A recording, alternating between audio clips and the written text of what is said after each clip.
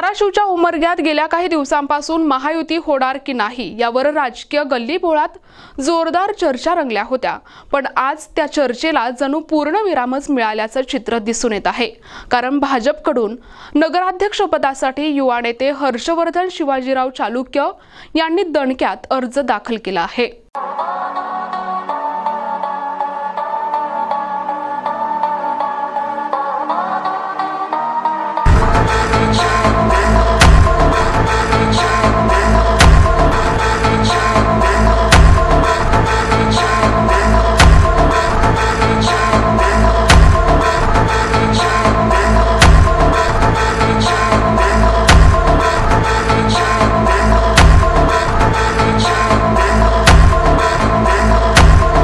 उमरगा नगर परिषद निवडणुकीची धडधड आता वाढू लागली आहे। भारतीय जनता पक्षाच्या वतीने नगराध्यक्ष पदासाठी युवा नेते हर्षवर्धन शिवाजीराव चालुक्य यांनी गुरुवारी दिनांक 13 रोजी निवडणूक निर्णय अधिकारी तहसीलदार गोविंद एरमे आणि सहाय्यक निर्णय अधिकारी मुख्याधिकारी लक्ष्मण कुंभार यांच्याकडे आपला उमेदवारी अर्ज दाखल केला।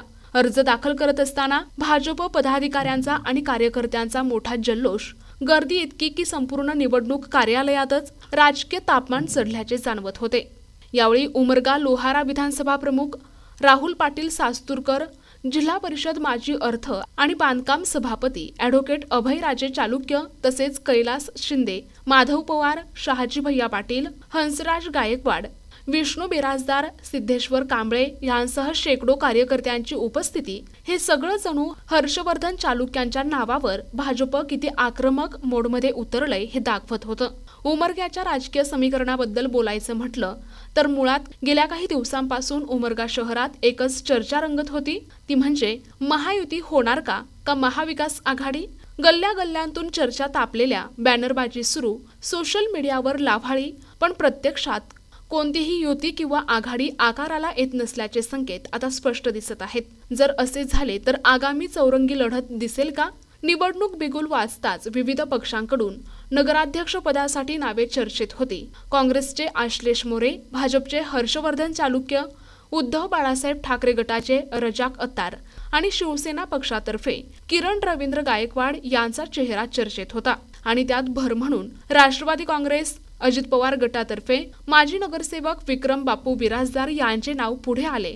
आता हर्षवर्धन चालुक्यांनी जोरदार शक्ती प्रदर्शन करत अर्ज दाखल केलाय आणि युतीची शक्यता अधिकच धूसर झाली। त्यामुळे उमरगा नगर परिषदेत चौरंगी लढत होण्याची पूर्ण चिन्हे दिसत आहेत, अशी चर्चा नागरिकांमधून होत आहे। मतविभागणीची भीती, कोणाला बसणार फटका, कोणाला होणार नफा?